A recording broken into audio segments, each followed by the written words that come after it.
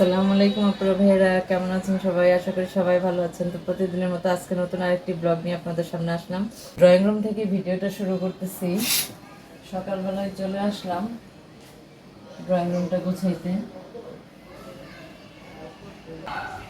Laptop ঢুকায় রাখবো, হচ্ছে যে নিজে নিচে বিছানা করতে হয়, প্রতিদিন রাতে বের করি আর সকালে ঢুকাই। আপুরা ভাইয়ারা তাড়াতাড়ি করে ড্রয়িং রুমটা গুছাইতেছি। আর আমার বোনকে নিয়ে এখন একটু যাব ব্যাংকে, জরুরি একটা কাজ আছে। আপুরা ভাইয়ারা এখন গেছিলাম হলো ব্যাংকে গেছি আমার বোনকে নিয়ে। তো আমার বোন তো কি বলবো, হাঁটা চলা করতে পারে না, কষ্ট হয়, খারাপ লাগে।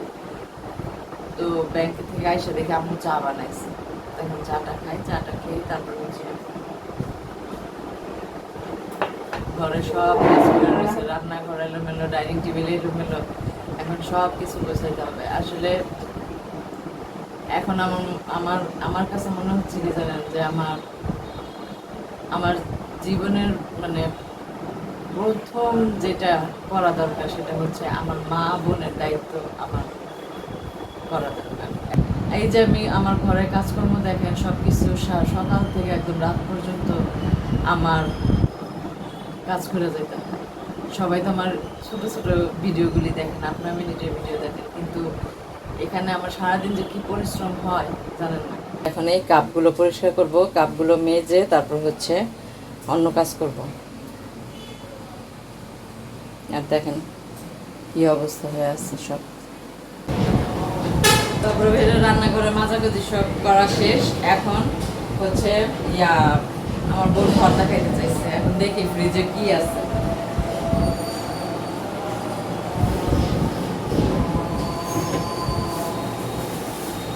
কাঁকরোল আছে, কাঁকরোলগুলি পাইকাও গেছে, দেখি কাঁকরোলের ভর্তা বানিয়ে। হ্যাঁ,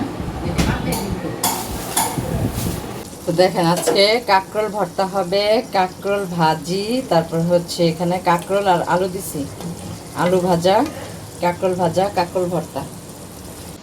তো কাঁকরোল আর আলুটা চুলায় বসাই দিছি, আরেক চুলায় গরম পানি বসাইছি, বসাইয়া আম্মু গোসল করবে এর জন্য গরম পানিটা বসাইলাম। এখন আমি আস্তে আস্তে ডাইনিং টেবিলটা পরিষ্কার করে ফেলতেছি। ডাইনিং টেবিল আর হচ্ছে চেয়ার, এগুলো প্রতিদিনই আমার মুছতে হয়, প্রতিদিন ডাইনিং টেবিল, চেয়ার, ফ্রিজ সবগুলি আজকে মুছবো। মুছে তারপর আবার রান্নাঘরে যেতে হবে। কাঠের জিনিস না, কাঠের জিনিসগুলি যদি প্রতিদিন মোছার হয় তাহলে কিন্তু দেখতে অনেক সুন্দর লাগে, না অনেক ভাল লাগে। তো এগুলি আমার করতে খুব ভাল লাগে। তো রান্না যেহেতু বসায় দিছি, রান্না বসায় দিয়া হাতে একটু সময় পাইছি, এজন্য ভাবলাম যে এগুলি সব কিছু পরিষ্কার করে ফেলি, চুলাটাও পরিষ্কার করে ফেলি, রান্নাঘরটাও মুছে ফেলি। রান্নাঘর মুইছা পরে রান্না করতে খুব ভাল লাগে। ওটা সিদ্ধ দিই।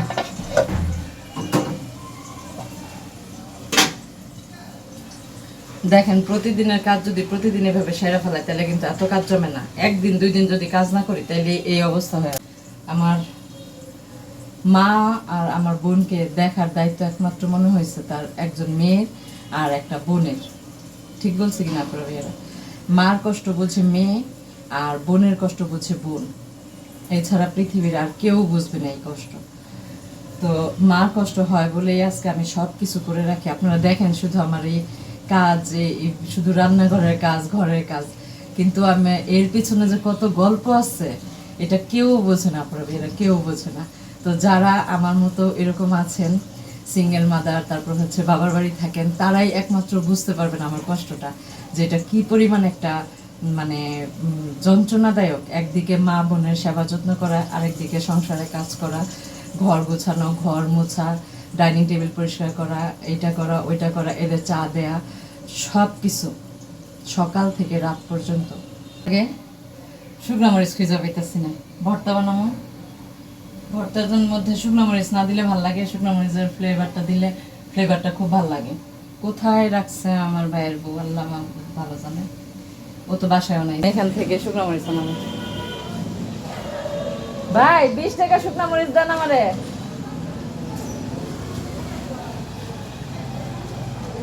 নিয়ে আসতেছে। বারান্দায় যাই। আজকে শুকনো মরিচ নেই, আজকেও ব্যাগ ফালাবো। দিয়ে যাবে, নিয়ে আসো ফাহিম, দাও।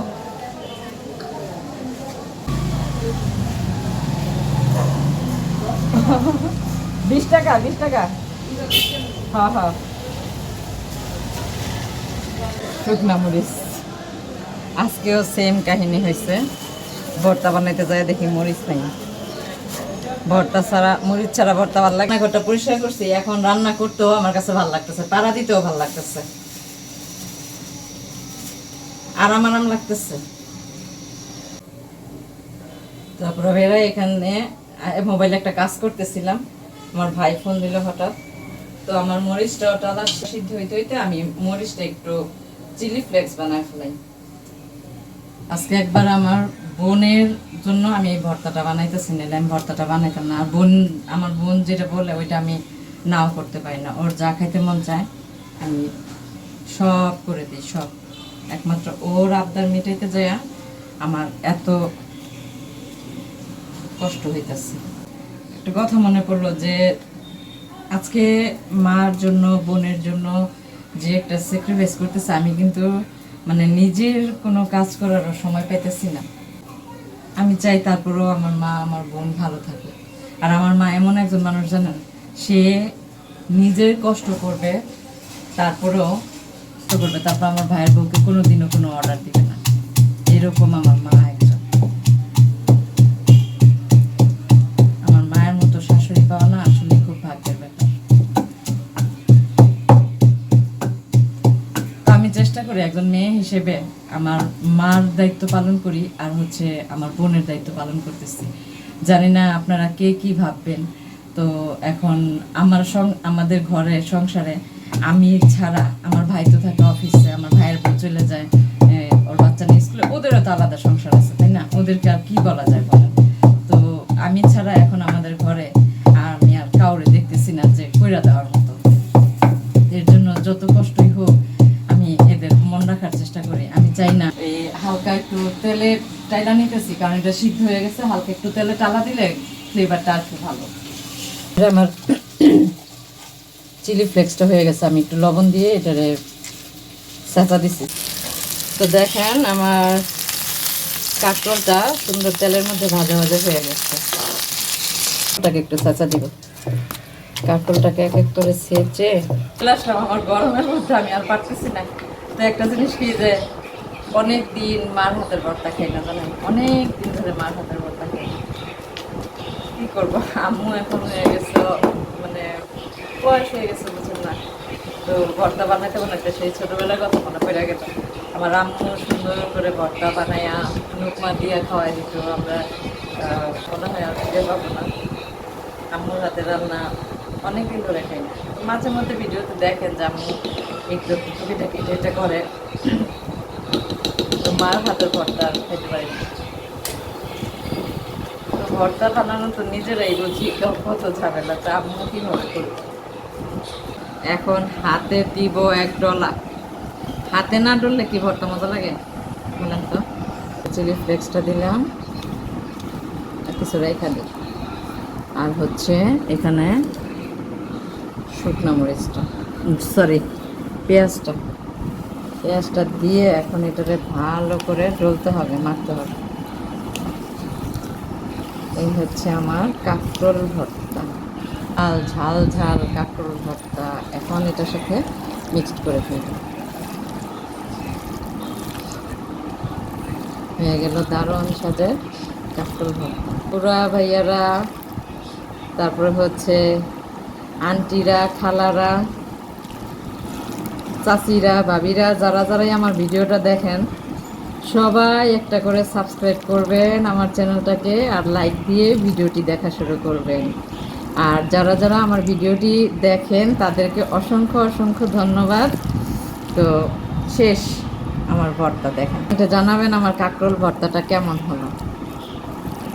এই যে হয়ে গেল আমার কাঁকরোল। ভালো লাগতেছে অনেক, এতক্ষণ গরমের মধ্যে রান্নাঘরে কাজ করতে করতে শেষ। একটু মুখে দিয়ে দেখি কেমন হয়েছে না।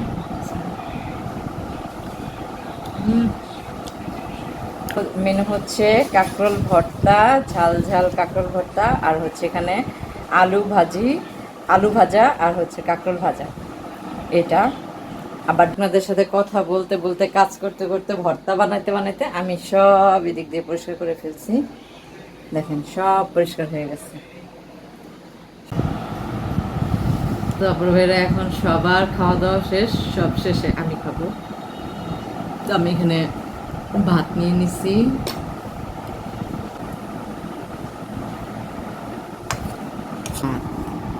একটু লবণ নিয়ে নিলাম, গরম গরম ভাতের সাথে ভর্তা।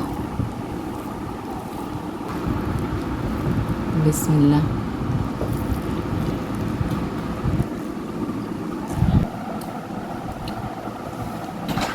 সবজি খাইতে পারেন না, যেমন কাঁকরোলটা একটা সময় আমিও পছন্দ করতাম। তো কাঁকরোলের ভর্তাটা যদি এভাবে বানায় ভাত খান, মাছ মাংস আর লাগবে না। সিজনে কাঁকরোলটা প্রচুর পাওয়া যায়। কেমন লাগলো কমেন্টে জানাবেন, আর লাইক দিয়ে ভিডিওটি দেখবেন। আর হলো সবাই ভালো থাকবেন, সুস্থ থাকবেন, কাঁকরোল প্রতি খেয়াল রাখবেন। আর যারা যারা আমার ভিডিওটি দেখতেছেন সবাইকে ধন্যবাদ। আল্লাহ হাফেজ।